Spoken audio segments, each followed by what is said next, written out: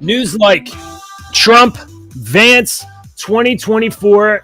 Donald Trump has announced his vice presidential candidate for the 2024 election season. Good morning, everybody. I'm JJ. That's Deacon. We are your internet dads. We meet here Monday through Friday to drink coffee, read the news, and other cool stuff, and have a good time. At the beginning of your day.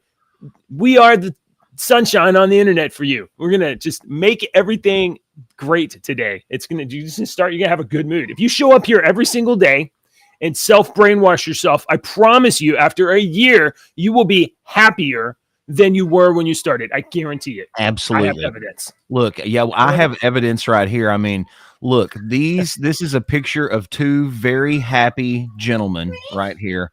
In this picture, do you see? Oh, the internet dads thing is over the picture. Here, okay, do it now. I got it. Hang on, I'm fixing this. Look at these two very happy gentlemen. Yeah. Oh my God. Look at them. Look, let me just zoom in on the super happy. But it's okay. After just 3 years of watching this show and doing this show, look how happy they are today. I'm happy.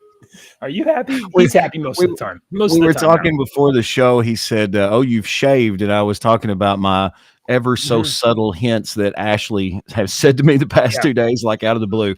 When are you going to shave?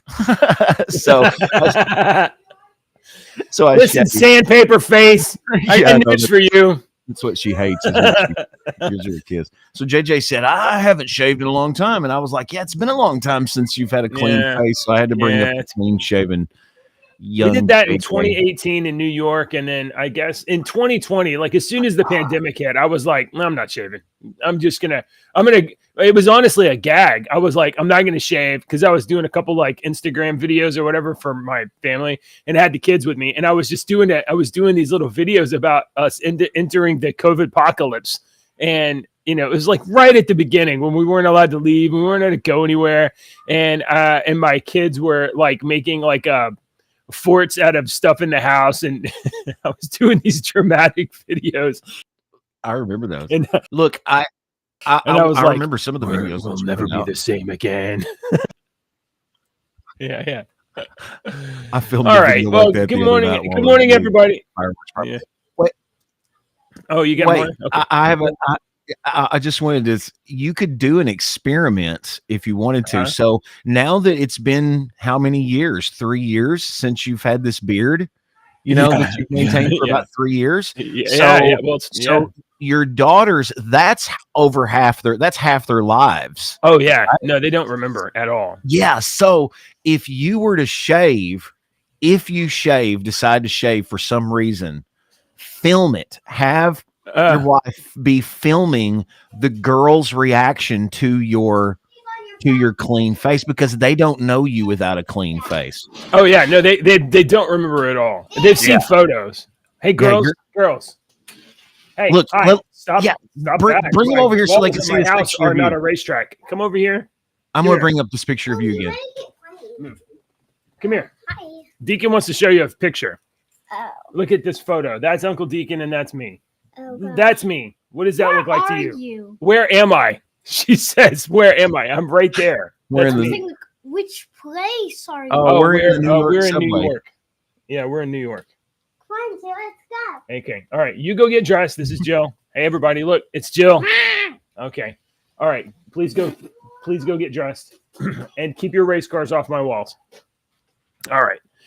Here we go. Good morning, folks. We got a lot of things to talk about. Yesterday was the first day of the RNC. What do we know? The little Hot Wheel tracks that you can get, the plastic Hot Wheel tracks. Just get those. Yeah.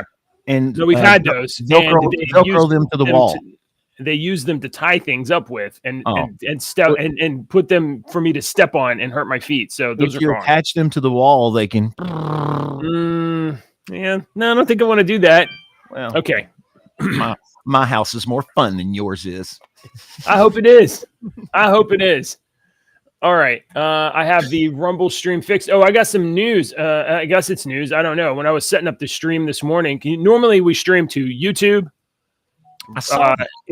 and Rumble And then there was a note. I got into Restream. It was like, hey, by the way, in order to stream to Twitter, you have to be a Premium X verified. And I was like, starting today. Listen, guys, I'm already kicked off of Facebook. Come on. So I guess I'm gonna have to. I don't know. I guess I'm gonna have to buy Twitter. I don't know. I do like Twitter though. Okay. Anyway, let's get into the news. Here we go. Yesterday was the first day of the RNC.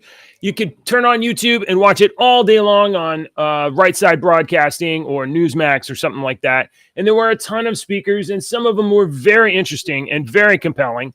But before we get into some of who those speakers were, there was an announcement at the RNC yesterday. Finally, after months, Donald Trump has announced who he will name as his vice president, his running mate for the 2024 election, and it is none other than Ohio Senator J.D. Vance. J.D. Vance, a never Trumper.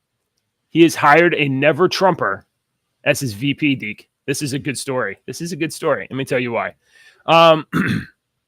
Here he wrote on Truth Social, after lengthy deliberation and thought and considering the tremendous talents of many others, I've decided that the person best suited to assume the position of the Vice President of the United States is Senator J.D. Vance of the great state of Ohio. J.D. honorably served our country in the Marine Corps, graduated from Ohio State University in 2 years, summa cum laude, and is a Yale Law School graduate, where he is the editor of the Law Journal and president of the Yale Law Veterans Association. So this man right here, never Trumper, is going to be the vice president. Why would Donald Trump choose a never Trumper? Because J.D. Vance has admitted that he was wrong about Donald Trump. And now, for the rest of the campaign season, when we're going to hear never Trumpers, they're going to bring up J.D. Vance, and he's going to tell his story about, look, I thought Donald Trump was a bad guy, but I was wrong. And Donald Trump doesn't hold it against you. He understands if you don't believe in him, and when you come around, he's going to embrace you with open arms. That's kind of like it's kind of like the life that I like to, if you hate me and you eventually, I try to like everybody. On the way here this morning, the truck that was blinding me, and he went by, and I started to think, and I was like, no, I can't, I'm not supposed to do that. He doesn't know he's doing that, or he's not thoughtful of that. Not holding a grudge against your enemies. Big one. That's a big one today. So powerful. In today's society. It's so subtle too, because he's not out there saying this stuff, but that's what this message is. Donald Trump is, this is very, very good. Now, I don't know too much about J.D. Vance. I know that the Gun Owners Association of America gave him a good score. Don't take away our guns. I like that. I am gonna be learning more about him as we go into the election season. I have seen some notes that say that he is America first on steroids. I like the sound of that. So anyway, this is going to be our VP. So, all right. I saw this Real Clear Pick art. We'll just hit this real quick. 5 reasons J.D. Vance is the perfect VP pick. This is on Real Clear Politics. He kind of was introduced to America because he wrote this memoir that was adapted into a movie. I haven't seen the movie. It's called Hillbilly Elegy. It's an Academy Award-winning film. It's on Netflix, I saw. Yeah, about like working class people in Kentucky, in his hometown of Ohio, Kentucky, something like that. And so I guess he was from Ohio, Kentucky. Does that sound right? I don't know. County? I don't know. He from Ohio County? Yeah, maybe born in Kentucky, but now he lives in Ohio, in actual Ohio. So, he's a bestseller and an Academy Award-winning movie adaptation. That's J.D. Vance. He was born in Middletown, Ohio. Oh, Middletown, Ohio. I thought I saw Kentucky something in there. Maybe the story takes place in Kentucky. He has an America First foreign policy. He was a veteran that was deployed with the Marines to a war zone. He worked. After law school, he worked for the U.S. District Court for the Eastern District of Kentucky. Oh, okay. So he has some association to Kentucky. Yeah, that's where he must have got, because in those years is when he wrote that, a memoir of family and culture in crisis. Eastern Kentucky is like the side that does the coal, right? It's the mountains and yeah, that's where all the coal is. Coal is now Kentucky's official rock, or as of yesterday. Really? Hillbilly Elegy, a memoir of family and culture in crisis, is about the Appalachian values of his Kentucky family, of his Kentucky family, and the social and socioeconomic problems of his hometown of Middletown, Ohio, where his mother's parents moved when they were young. So his family is from Kentucky. They must have faced a lot of the hardships that are faced with every single person over there in the Appalachians, and they moved to get better, to find better jobs. Right. There's a lot of people in Kentucky that have relatives that live in Detroit, in Michigan. Because back 100 years ago and 80 years ago, when they had those economic problems and the Great Depression and stuff like that, people went north because the Detroit had the automotive job, and everybody moved north. So I've always been told, when we were younger, oh, you got relatives that live up in Detroit and up there up north. Yankee relatives is what they were called. Yeah. Okay, so he has this America. So JD Vance has this America First foreign policy, which is let's put our problems before everybody else's problems. In fact, he's emerged as one of the most persuasive voices for a true Trumpian international approach of realism and restraint. I like realism and I like restraint. I think we need to not be meddling around there. Regarding trade policy with China or military assistance to Ukraine, Vance represents the growing populism of Republican and independent voters who insist that we secure America's own prosperity and our own border before prioritizing foreigners and faraway regional battles. That sounds compatible with a lot of the things that we say. He has some media and debate skills. Let's see, the last two. The correct political detractors. Vance acts as a magnet for particularly heated vitriol from spokespersons and platforms of the American ruling class. They see him as a former insider who turned on them. That's pretty good. And he's also young. He's not 100 years old. So that is JD Vance. We will be learning more about JD Vance in the coming, in the near term. Okay. So we got some other stories here to discuss. I don't know. Do you have any thoughts about that, or is that pretty much your introduction to him as well? Same. I didn't know who he was. I looked up some headline stuff last night. I just hit the top layer of stuff, but I didn't even know any of that stuff about Kentucky and whatnot in this. Right. So I would like to look into that more. Yeah. I'm interested in his actual foreign policy points and things that he has advocated for. So I'm going to be looking into that. I'm going to be looking into his gun positions, but I think I've seen that Gun Owner Association of America endorsed him, and we will see a lot more things today. Okay. So in the last 3 days or whatever, we've had a lot of stuff happen, not the least of which is the attempted assassination on Trump. But before we get into that, there are also the legal assassinations of Trump that have been going on for months and months and months. The largest and most dangerous case is the Mar-a-Lago document case. The raid on Mar-a-Lago, where they accused Trump of secreting away top secret documents of nuclear defense codes or something or another. And Jack Smith has been improperly appointed to persecute Trump there. Well, shortly after the announcement of the assassination attempt, and I'm sure entirely a coincidence and not at all related, the judge in that case, Judge Cannon, has dismissed the classified documents case. So this is the latest roadblock for special counsel Jack Smith. The federal judge overseeing Donald Trump's classified documents case in Florida dismissed the case Monday on constitutional grounds. The superseding indictment is dismissed because special counsel Smith's appointment violates the Appointments Clause of the United States Constitution. The judge ruled that no federal statute cited by the Justice Department authorized the appointment of a special counsel, Jack Smith, by the Attorney General, meaning he has no authority to prosecute the case.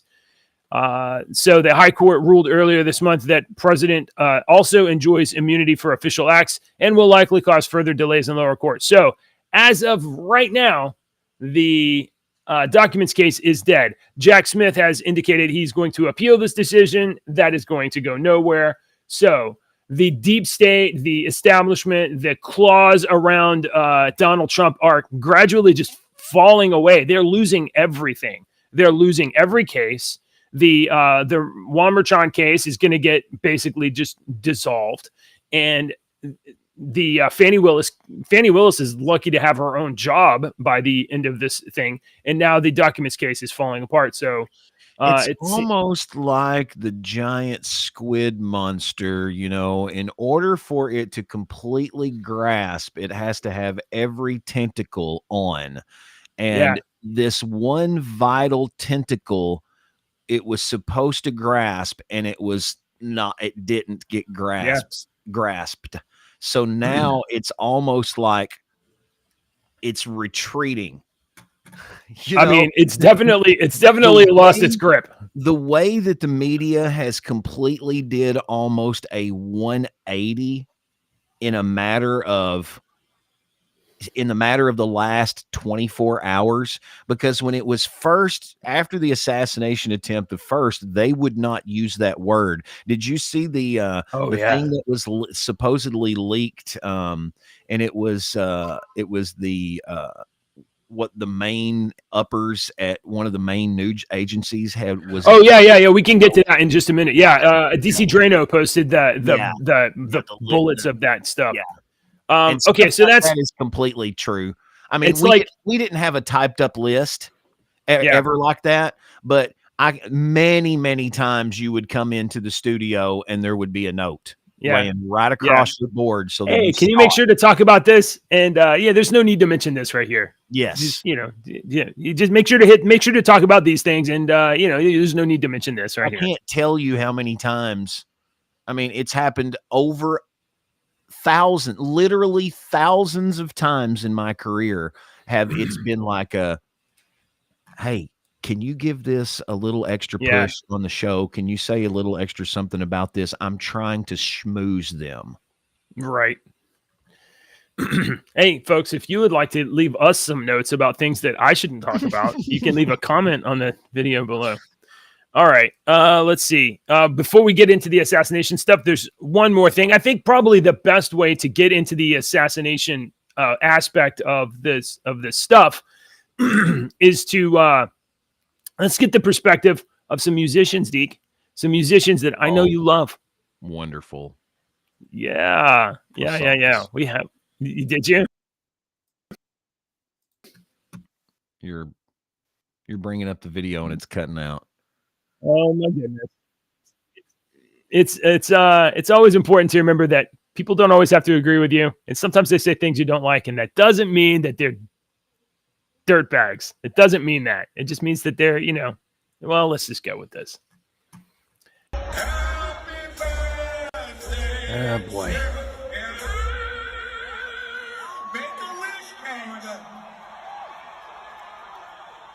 Don't miss Trump next time. So if you're not familiar with that very distinguishable voice, that is Jack Black with his Tenacious D partner, Kyle Gass. Kyle is there in the yellow shirt. It's Kyle's birthday. And the band back there and the giant thing, that's Gwar. All right, that's the band. So this is a dude in Gwar suit? That's got to be Gwar. Yeah, absolutely. Oh, okay. So, and I can Jack Black and Tenacious D. Yeah, my most 1000% educated guess is that that's Gwar. Okay. So, yeah, I mean, Jack Black is, if Jack Black were out of Hollywood, you see how some of those people have gotten out of Hollywood and they live somewhere else, And yeah, and then they're like, "Oh my god, I didn't even realize I was." Like Dave Chappelle lives in a small town in Ohio. Oh yeah, they're more level-headed because they actually see the real world and they don't they completely live in this fantasy world over in California. And unfortunately, I think if Jack Black lived in the real world, I think he would be somebody that I could probably find I do find him entertaining, but I would like him more. But the more that he voices his opinion about his politics and how he thinks and stuff like that, the more that I just dislike him, because I've always liked his humor. I've always liked, he's a metalhead. Right. He loves rock. He's very educated in music. School of Rock is one of my favorite movies of all time. And I really, and it's just every time here the past 2 or 3 months, I've seen him say stuff and I'm just like, dude, you don't drop a little bit. You're dropping a huge chunks in my I give a shit. I think that he's just a default Democrat. I don't even think he's overly political. I just think that he's like, that's just the pond he's in. World and are fed Kool-Aid and bonbons all day long, and they believe this crap, and they don't live in the real world. Dave Chappelle lived in the fantasy world. He was smart enough to realize, oh my God, somebody, if you listen to what everybody else says, they've got to him.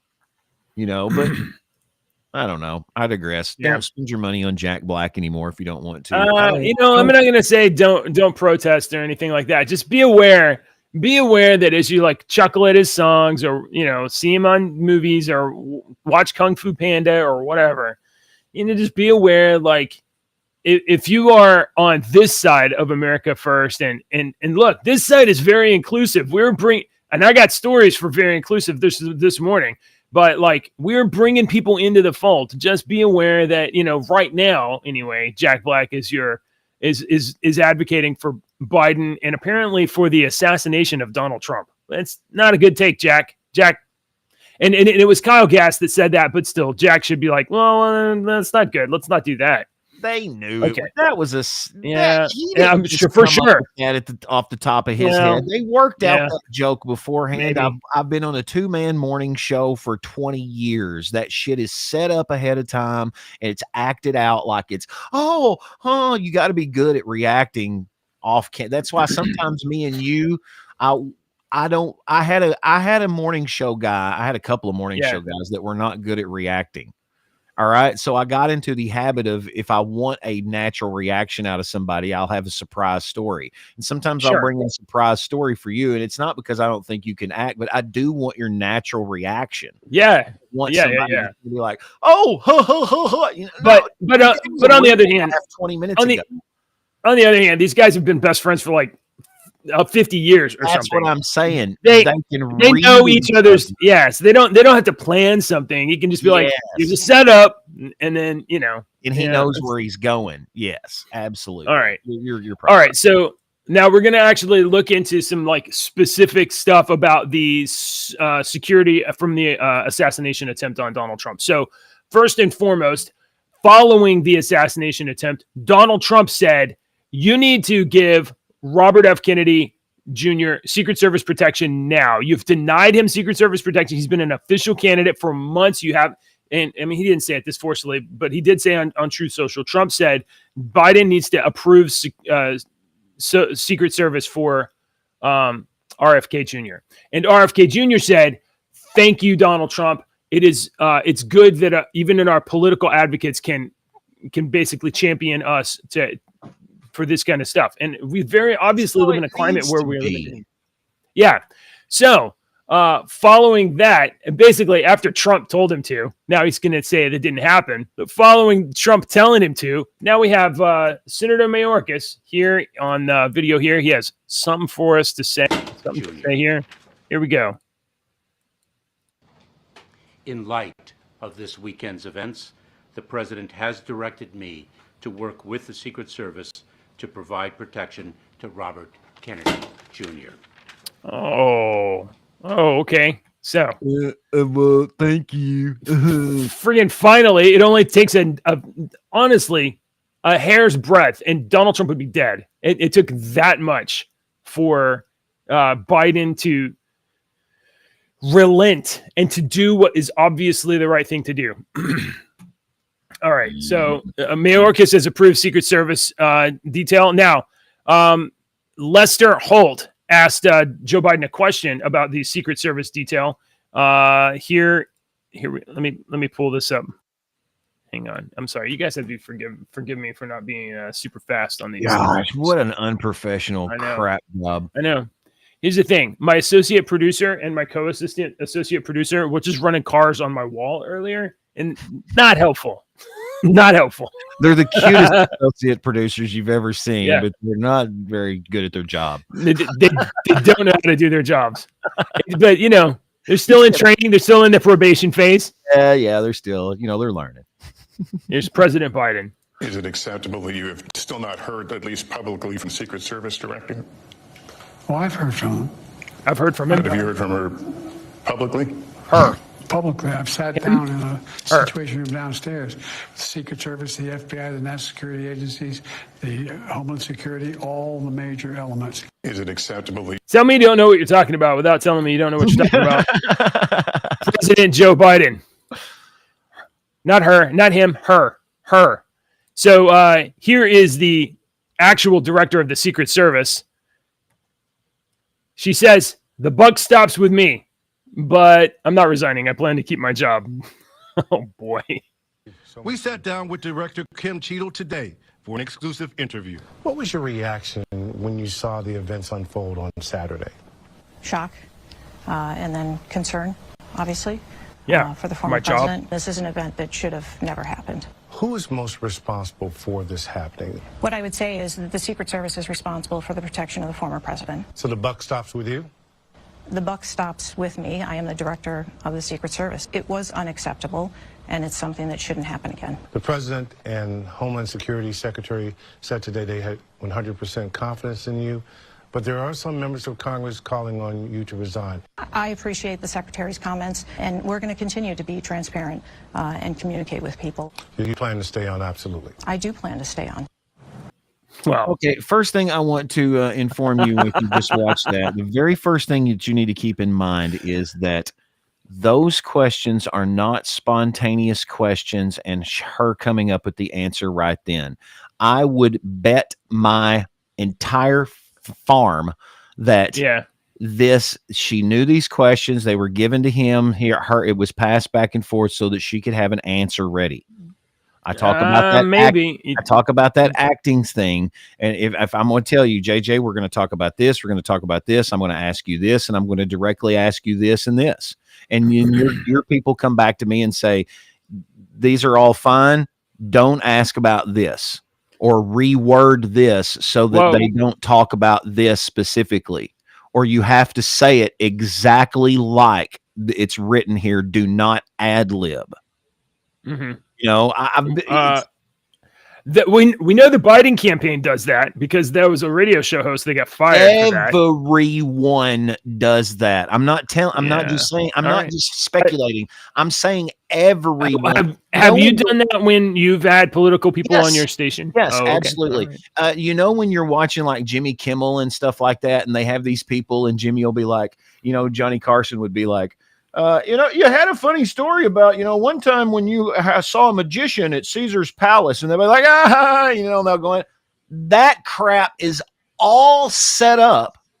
Yeah. And Johnny's like, I'm going to go into this. I'm going to set you up for this Caesar's Palace story so that you can tell this story, or they'll come in and they'll say, you're promoting this movie, but you need a story to tell. You need some anecdote to tell on the show that he's going to go into. Are you suggesting that these were the best answers that she could prepare? No, I'm suggesting these were the best answers that her team could prepare. Oh, wow. Yeah. I'm not out of the, I'm not. It's a little bit speculation because we just don't know. We don't know, but from working in this business for 30 years, I can tell you that is pretty much your strong suspicion. 99% norm.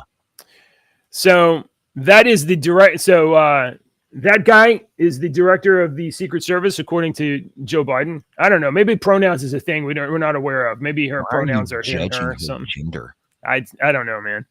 It's pretty clear that Joe Biden hasn't talked to her because he's unaware that she has no penis. So, or maybe, perhaps his brain's not working entirely correctly. So we got this now, Deke. You will agree with me that you are more inclined than I am to lean into suspicions of conspiratorial nature. That people. I'm usually in the pool trying to pull you into the conspiracy pool, and you are fighting like the devil. Yeah, I'm just like I'm gonna need to see like documents that are stamped and signed, and maybe video of people signing the documents. Yeah. All right, now there are now, and it's not that I don't trust your suspicions. I understand your suspicions. There are some people out there that I am like, okay, in this area, I have high respect for your appraisal. For instance, Tony Segura is a security guy, worked in security for a long time. And by security, I mean, let me pull this bio up. Like intel operations, big data. He was a CIA, NASA contractor and whistleblower. So this kind of guy, whenever he has an insight about the deep state or something that sounds conspiratorial, I'm like, well, let me give that a little extra credence. That's what I mean to say here. So Tony Segura posted, as do I. So and watching these former snipers give all these videos and their opinions and stuff gives a little bit more credence than Joe Blow sitting down the street. Yeah. So I like watching those guys, and I take their opinion a little higher than you. Just like you understand what I'm saying. To the doctor and you ask him what's wrong, and he's like, "I think this is this." You take his opinion a little higher than you do, Joe Blow. Right. So regarding this whole assassination thing, a lot of people are like, it's a setup, it's coordinated, it's staged, and I'm like, I'm much more inclined to think like, it is an incredible security failure. The Secret Service did a terrible job. That's the working assumption that makes the most sense to me. Right. Okay. So here's Tony Segura on Twitter. Allow me. Big surprise, there was a communications failure during the assassination attempt of Donald Trump. The outer security perimeter was unable to communicate with the inner perimeter, which was tasked with protecting President Trump. Rally attendees were screaming at law enforcement officers and pointing at the shooter as he climbed onto the roof, belly crawled into position, and fired 8 rounds, one striking the president, tearing away a piece of his ear. Officers were unable to communicate with Hawkeye, that's the snipers on the roof, or those USSS protecting Mogul, that's President Trump. I've been warning about FirstNet since 2021. Anyone paying attention to FirstNet will see that they are a corrupted and operating without transparency, funded by a combination of usual funding and dark money. In addition to sabotaging our communications during vital emergencies, FirstNet will assure whatever the shadow government and deep state determine to be misinformation or disinformation is unable to propagate to the internet, blocking users and at their ISP and even at their router like China as necessary via IP and MAC address. Guess who's on the board? Interesting enough, FirstNet was involved in the suppression and deletion of the J6 pipe bomber mobile device data communicated with their partners at AT&T. So there's Mogul, FirstNet. Merrick Garland and Alejandro Mayorkas appear to be on the board member of FirstNet, as well as several other individuals here. Which I don't know that we know any of those. It's quite a coincidence that the company that runs back-end communications for Secret Service on detail is run by or has Merrick Garland and Alejandro Mayorkas on the board. And surprisingly, there was a failure in communication. So, to which I told you so, son, somewhere, but no, I saw somewhere yesterday, and this is one of those complete speculation things, that the building that he was on top of and shot from, it said that it was actually inside that building was where the law enforcement had their little staging area, was inside the building that he was on top of. So he walked right behind them and up a ladder. He was driving. Look at what he was driving. Oh, was it I know that there were explosive devices found in the van and at his home. It said he was driving a Toyota Sonata. That's a car. How did he have a 5-foot ladder? I mean, you could tie it to the car. How do you not notice some guy carrying a 5-foot ladder? Well, it was probably just the ladder was probably just kind of there. I mean, it's a business. It says that he went to Lowe's and bought a ladder. You're joking. The day before he was at a firing range that he was a member of, and then that day or so the next day he went to Lowe's or Home Depot and bought a 5 or 6 foot ladder, and then he bought a bunch of rounds at a gun store, and then he went and I thought it said Toyota Sonata or Hyundai Sonata or something like that. And I was like, I think that's a car. You know, I just have a red flag that won't go down on if I'm walking into a political event of Trump, you know, at any political event, and I see some dude walking with a ladder that doesn't look official. Yeah. It's going to raise.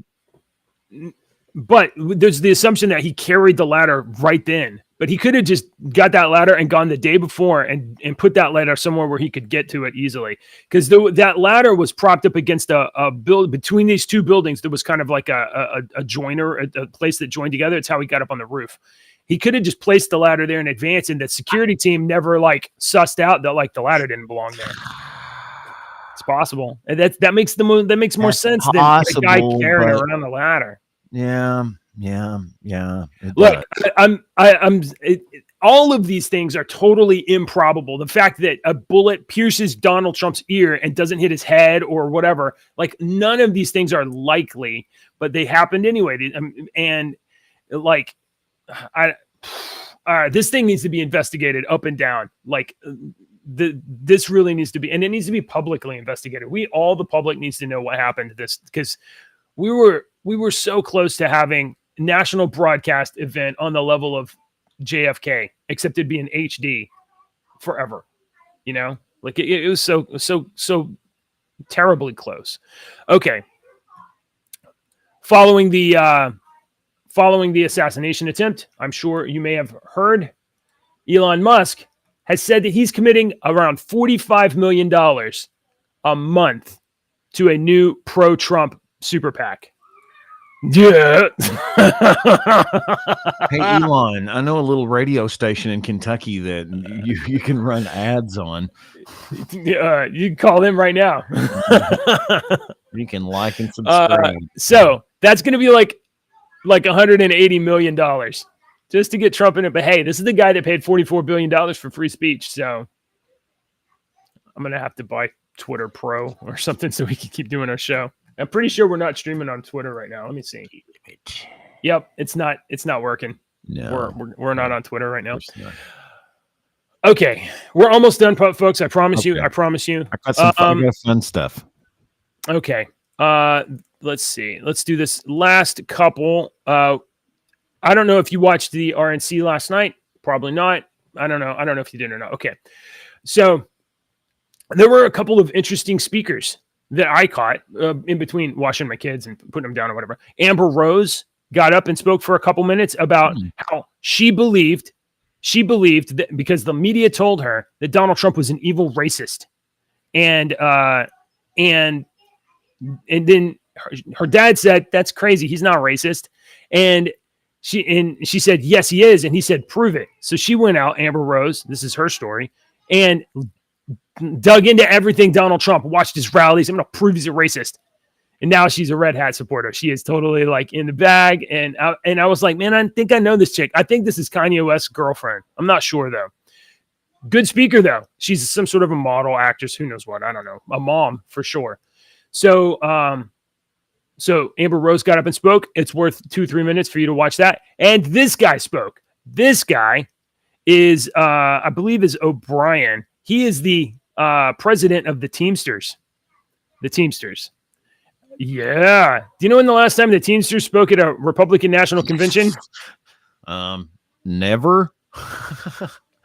I think it's 1897. maybe 1903. It's been 121 years. I want to know. It's been 121 years since the Teamsters spoke at a Republican National Convention. Wow. And now this guy, and folks, if you hang out around here sometimes, Deacon has definitely some more pro-union views than I do. I'm very often like, I'm not joining, and I don't want any part of that kind of stuff. And, right to work, I want to be able to work or not work or whatever. And, as a person who eventually wants to maybe own his own business someday, I don't really want to get all muddied up. I think people ought to be able to make their own contracts. This guy made a strong argument in the case of organized labor, especially when dealing with mega corporations. And he spoke for 5 minutes at length. Powerful. Now, this guy's not in the bag for Republicans or Democrats. He's in the bag for workers and organized labor. And the fact that Donald Trump has the balls to bring in the Teamsters, the leader of the Teamsters, and it speaks so much. If you can't see that the establishment is losing everything and Donald Trump is winning everything, and that's just the way it looks to me. It looks to me like, honestly, I'm not the kind of person that goes around thinking demons are attacking everybody all the time and stuff like that. But I mean, it sure looks like the devil is trying his hardest to bring down Donald Trump, and Jesus is like, nah, not today, bro. And he's just blocking these things. Why is it so hard to believe that there's something going on that our feeble eyes and our feeble ears can't perceive? I'll tell you why. The ultraviolet lights that the insects see, we don't hear the ultra low sounds that whales and elephants. Not that I can't believe that. Doesn't say that they're not. It doesn't mean that they're not there. I'm not inclined whatsoever to take away the responsibility that evil men do evil acts and attribute it to anything else.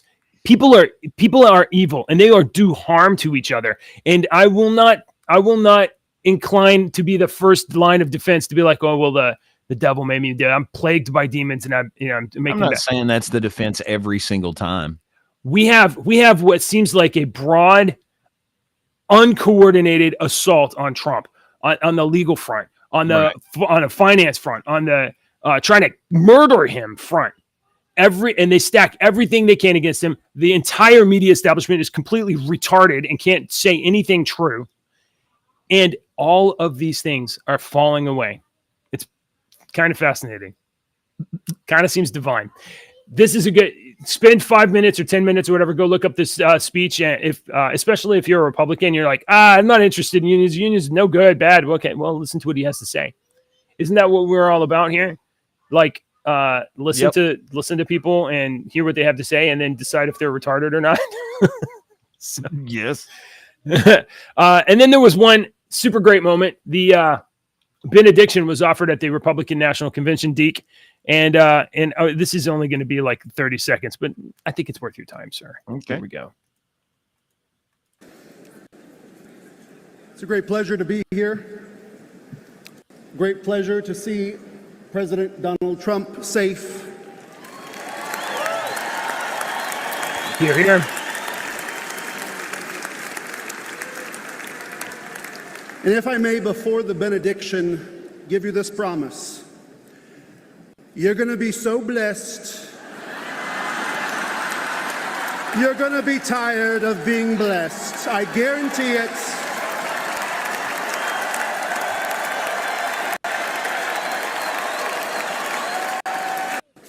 Yes. We're winning everything. It's so okay. great. I want to bring up a couple of things here. Number one, this is just piggybacking what you the topic of the show here this morning. Russian President Vladimir Putin will not be calling former President Donald Trump after he was shot at a campaign rally over the weekend. Kremlin spokesperson said Monday as the government official accused as the Russian government accused the Biden administration of creating an atmosphere that led to the attack. We do not think at all or believe that the attempt to eliminate presidential candidate Trump was organized by the current government, but the atmosphere that this administration created during the political struggle, the atmosphere around candidate Trump, provoked what America is faced with today. On Sunday, Russian Foreign Minister President, let me get rid of this shit, said in a social media post that U.S. lawmakers should use the money being spent to supply Ukraine with weapons to finance the American police and other services, which should ensure law and order within the United States. Holy shit, Russia is America first. That's amazing. The Chinese president Xi Jinping said that he offered his sympathies. He didn't say exactly what he said, but there you go. I just wanted to piggyback that in. All right. Hey, Joe Biden had one thing to say. Let me get this, if you don't mind. Let me grab this real quick. He gave a televised statement. Here you go. I'm asking every American to recommit to make America what it is. Great again.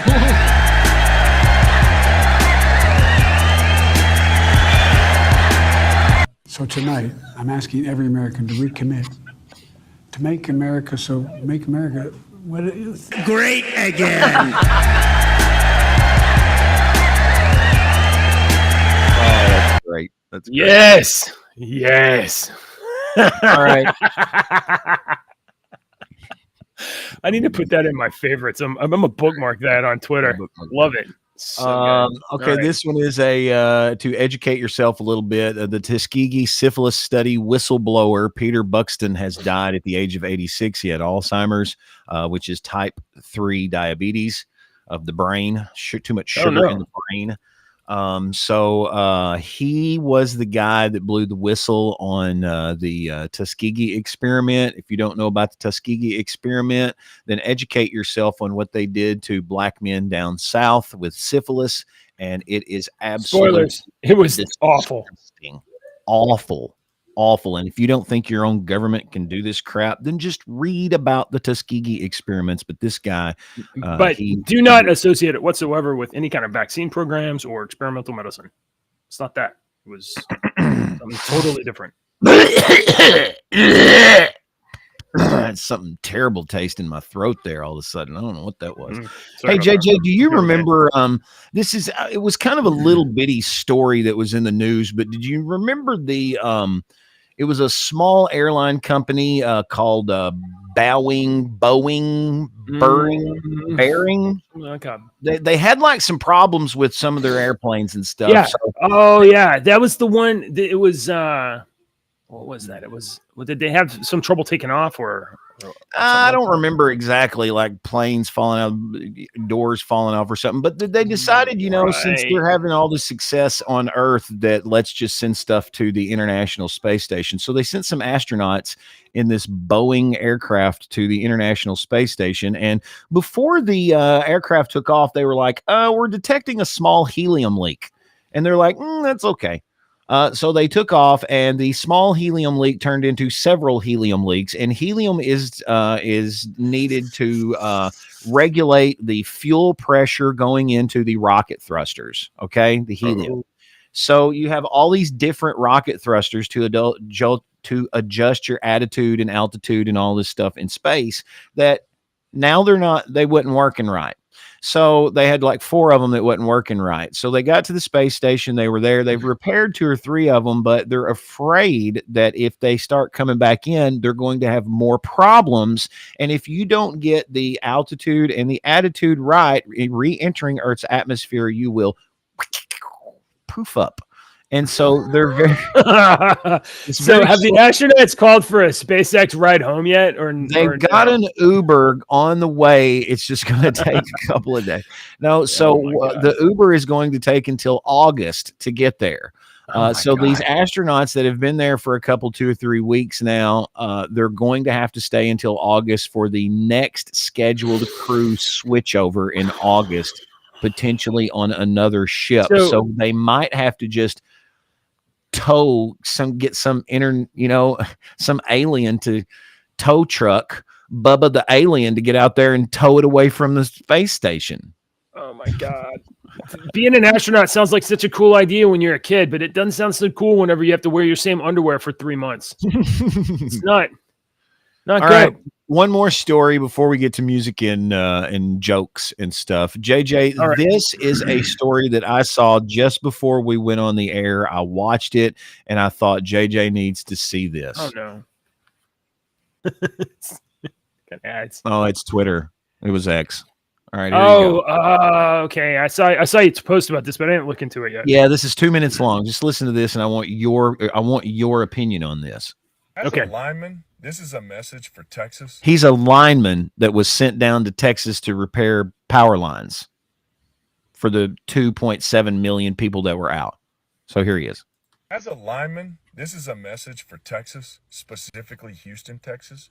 What the hell are you guys doing right now to the men who came down, who left their families to come help you? Let me give you some examples. I'm going to have to be choicey with the words so TikTok doesn't ban me for it. But let's just start it off. The first thing I want to say is there's 2 linemen in the hospital right now after being given water by the public that were laced with fentanyl. How sick is that? Second, there's been multiple explosive threats where staging areas and areas where linemen sleep have had to be evacuated. Okay, there's been multiple situations where pews were pulled on linemen. Today, there was 20 linemen held hostage by pews. There's been linemen beaten up. There's been linemen jumped. There's been linemen cussed at, yelled at. Guys, this is sick. And let me go ahead and tell you, there's linemen leaving right now, and there's linemen that will never be back to Texas. And let me tell you, I'm one of them. You'll never see me, Houston. You can enjoy your darkness if you want to treat people like this. You're stopping the people from working. They have to do safety shutdowns when you do this. You're extending your power outage, and you have no clue what's going on. You had 2.7 million customers without power. In 6 days, they have restored with only 250,000 power outages left. Do you realize how incredible that is? Usually when you reach the 3 million number, you're looking at people without power for 4 to 5 to 6 weeks, okay? They're doing incredible down there, and they're getting attacked. You know, the most dangerous part of the job of being a lineman is supposed to be the electricity, the thing you can't see. It's not supposed to be in the public. You guys need to do better, but in all honesty, I hope all the linemen leave and you guys sit in the dark, and then maybe you'll realize and have some respect. But this is ridiculous, and let me tell you, like I said, there's a lot of us, the next time this happens, you're not getting help. Figure it out yourself. So is that I find it hard to believe that this is native Texans doing this. Well, I mean, first of all, whatever the fentanyl is, you can trace that back to where does fentanyl come from, and how does it get into America? Yep. All right. Now the rest of it, people guns and threatening linemen obviously shouldn't be doing that. I will tell you, I've in my experience seen, at least on Twitter, but not in reality, people have been upset about the speed at which Centerpoint was repairing stuff, which was not very fast. But then people are not super accommodating of the understanding that Centerpoint has to evaluate the problems and then allocate resources, including these linemen. So these people are getting hot. I mean, and people get hot. They don't make calm decisions when they're upset. I wanted to make a comment. Yeah. Oh, you want to say something? No, is that okay? Yeah, here. Yesterday I saw someone. I don't need to do my hair. Okay. You may have a question. All right. Yesterday when I was at a stoplight, I saw the Centerpoint lineman help an elderly woman who was in a U-Haul change a tire. Yeah. Oh, that's awesome. So I'm going to put that in there. You know, I took a picture. It was super blurry and I'm like, I'm not going to mess with it. But for all the shade they've been getting, they're not all, and they're doing the best they can. They really are. They're stupid people, you know, and, goodness gracious. So the first thing that I thought of was that it was immigrants or something like that. Might be, could be people in criminal areas and getting their power back on, and they don't want people snow. And there's some people that just don't want people on their property, and the way that these utility lines run on people's property. So it's called an easement. And in some cases, the power guys got to go on to people's property in the easement. And some people are they're supposed to be, in fact, it's legally required for them to allow access, but that doesn't stop people from being suspicious. So now I will say this, in my experience, the things that this guy's complaining about are probably outliers. They are outliers. They are not the way that people are behaving generally. They're real outliers. So that being said, that's not good. The fentanyl thing, that's real bad. That's real bad. I don't know where he got that. I'm gonna have to look into that. Oh, also the man that is accused of threatening a lineman with a gun, he's gonna be in court this morning. So good. Yeah, like we handle crime severely. All right, you got anything else? Let me see if I got something stuck in my secret. No, I don't. I'm good. Your song today on if you go over to our Discord server, you can find the link. You can talk to us. We post memes and talk and chit chat and post interesting stuff. There's so many memes right now. And other stories that we don't talk about on the show that we have discussions on in there. And even if you disagree with us, we'd love to have you over there. It's just a hangout place. And if you don't know about Discord, it's just a chat place. It's just a chat place. It looks crazy on the side, but those are all just rooms and stuff that you can go to in specific topics. So join us over there. And one of the rooms that you will see, it's got little music notes. It says Deke's playlist. And if you go over there, I've got lists of all the music that we add. This song today, JJ, is by Eric Clapton. You may have heard it. I shot the sheriff, but I did not shoot the deputy. All right. I sense that there is a theme for I don't know songs what this the week. theme is this week, but yeah, there may be. Well, we can guess at the end of the week. So before we leave and do our jokes, we end the show with jokes every day, but I'd like to invite you guys to like and subscribe. Remember, we have a youtube.com @InternetDads. I can't point to it. It's over there. It's up there. Okay, or the link's in the description below. We're also on rumble.com/InternetDads. And apparently, since I'm now going to have to pay for X, could you guys follow us on X? I think the links are in the description below. You can follow Deacon. You can follow me. I'm Jason _JW. He is Dad Deke, I think you are. And then the show account is @InternetDadShow. I believe it like that. So anyway, we can ask for you guys to throw us some likes and support and share the show. Before we are banned from yet another platform. We need to have what do we say that's so incendiary? We need to have little badges right on top of the screen up there above our heads. It's like banned from Facebook, banned from Twitter, banned from YouTube 6 times. Yeah. That's all those things are true. All right. Deke, how about this? Yes. Why was the metal wire so upset? It got easily bent out of shape. Dang, how do you do this? That's because I'm a genius is why. It's amazing. I got you good one. Why? Hey, so good. They're very excited about you. Good God Almighty. Hang on. Why does Donald Trump use his ears to aim his golf swing? Why? How? What? How does he do that? Why does he do that? Why does Donald Trump use his ears to aim his golf swing? Because they're the last body part to get a hole in one. Oh my God. Hey, I updated the outro, guys. We'll see you tomorrow. Politicians and talking heads lying left and right. You can help us bring facts into the light. Don't let your dog